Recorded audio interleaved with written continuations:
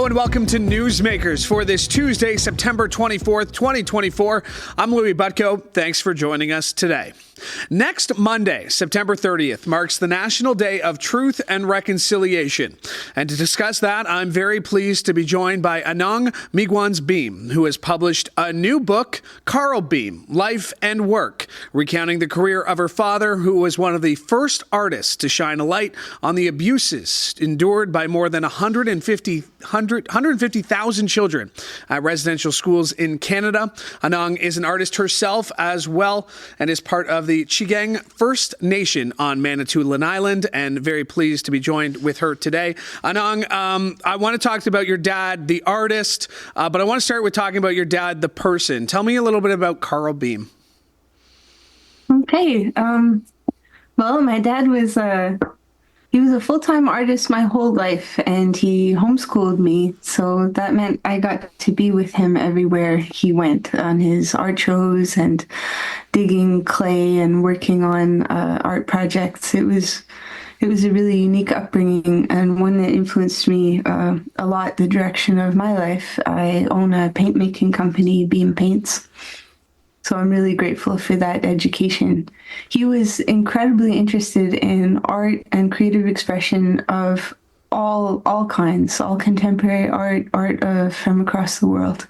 So he was a really neat guy. Yeah, I'm just looking at some of his, this is a picture from one of his sketchbooks, and I believe that's you being held there in the middle. Mm-hmm. His works, obviously, just as important as him as a father to you, his works for Canadians. Tell us a little bit about the book that you've written and what it showcases.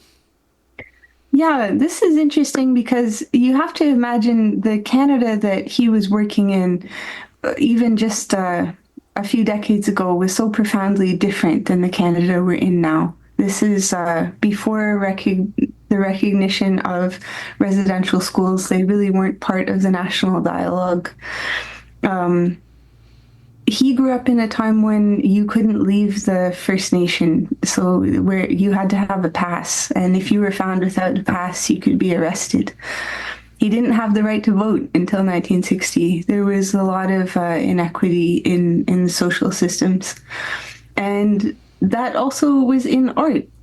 So when he first started painting, there was a kind of a cartoon idea of what an Indigenous painter, what Native art could look like. And he really challenged that.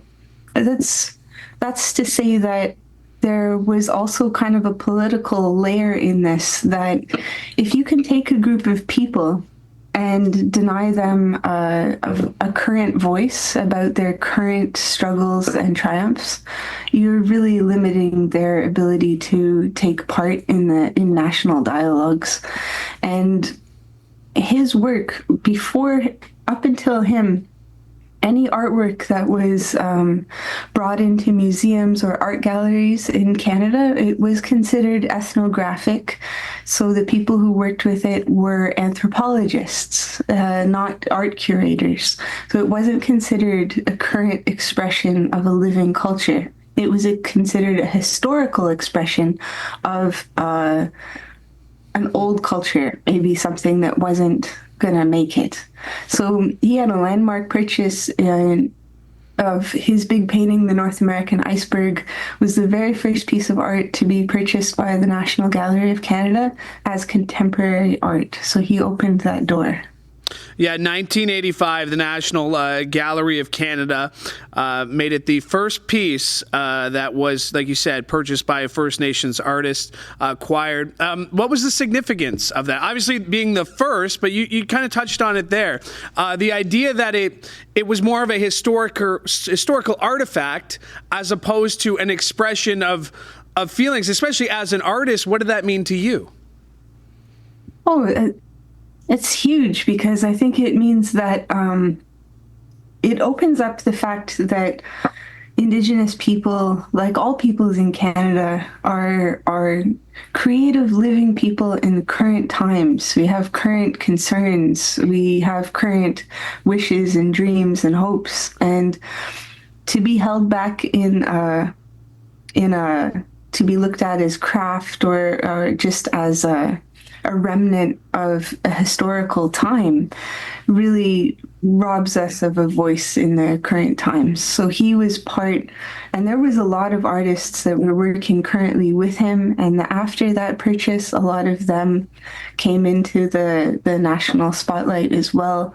And we celebrate a lot of those artists nationally as well. Well put. Your father was one of the first artists as well that highlighted the horrific abuses endured by residential school survivors. How did the trauma or the schools help shape his art? That's kind of tough. Like it was, he had it. There were people who had better experiences and worse experiences. He had a really terrible time there. He endured a lot of physical abuse and psychological abuse. So I think it really shaped the course of his art, that he focused his art on looking at how we as a people can respect each other more, respect different viewpoints, the stories of different cultures. He was trying to say that we're more related than we are different. And a lot of the writing that he did, you see there's written text on almost all of his artwork. A lot of it's talking about that, about how there can be times where political systems will use certain processes to dehumanize groups of people. And we saw that in World War II. We see that now. We saw that then. It's something that we need to be aware of as thinking people in the modern times. And his work was really about exploring that so that we can support each other and move towards a better future as human beings. Why do Canadians, Carl Beam is a name that hopefully people will remember for years and years and decades and centuries to come. But why do Canadians need to learn about artists like Carl Beam through your book? Why, it seems like these are artists that should be taught in schools, right? I mean, the importance of people like your dad. How do you feel like your dad's being seen now versus how he used to be seen or how he could be seen in the future? Well, it's interesting because he was so ahead of his time, and it's been really something for me to see that, how his message remained the same from the early 80s right through now. We're in the mid 2020s, and that's a big span, and his message remained the same. And it's really gratifying to see that the contemporary world, the modern Canada, we are so much more ahead of where we used to be. There has been so much positive change. There's so much more positive change ahead, I feel. And I think that acknowledging the work of people who shine a light in corners that need to be examined, it's really great to see the support of that. And I'm really grateful to Art Canada Institute for commissioning, asking me to write this book. Now, your dad works labor-intensive jobs in Ontario and BC. How was he? What was his introduction to painting? When did you see him really start to pick it up, or was it something he always did? Like, how did you see his development with art? Being with him basically 24/7. I think he was really he had one class. I think he got to go back on a Canada Manpower training grant. He got to go back to school for drafting. And I think he had an elective class that was fine art. And he used that, his enthusiasm for that led to full-time art training in being able to go to college and university and study fine art. And then that was it. He was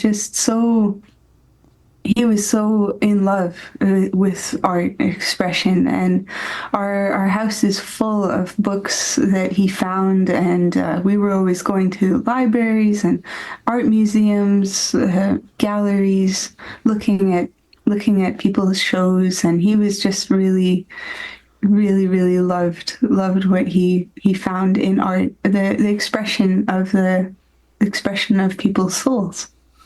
And obviously, very naturally gifted. Of course, went to school for it, but just based on his paintings, you can tell that there's a lot of heart, a lot of love in them, and even some of the tragedies that he paints. Going back to him being your dad, not the artist, but what do you? Obviously, it's been a few decades since he passed away, but what still brings a smile to your face when you think about your dad? What are some of those memories that really stand out to you? Oh, he was just really funny. He was always he was really magnetic and always the center of a crowd. It didn't matter where we were or what we were doing. He would be in the middle of it, and he played a lot of guitar. He really loved gardening, and he was just constantly busy. Something was going on, and then you could be sure he had room for somebody. Okay, come and hold this, or let's carry this. We're going over there. And he just loved to travel. He'd drive across the country and have his guitar in the back of the truck and stop at a little picnic area, have a picnic, play some music, and then jump back in the car and keep going. So he was an adventurous person. Outside of what you do now, of course, being an artist yourself, making paint, what else do you find yourself a lot of, oh, that's my dad? I know there's a lot of times I find myself, oh man, that's something my dad does. Is there something you find yourself just thinking, your dad's always with you because that one little thing? Yeah. Yeah, no, I have things like that for sure, because I have 2 teenagers right now. And I remember things he would say to me, and now I find myself saying the exact same thing to my boys. So, yeah, I enjoy that.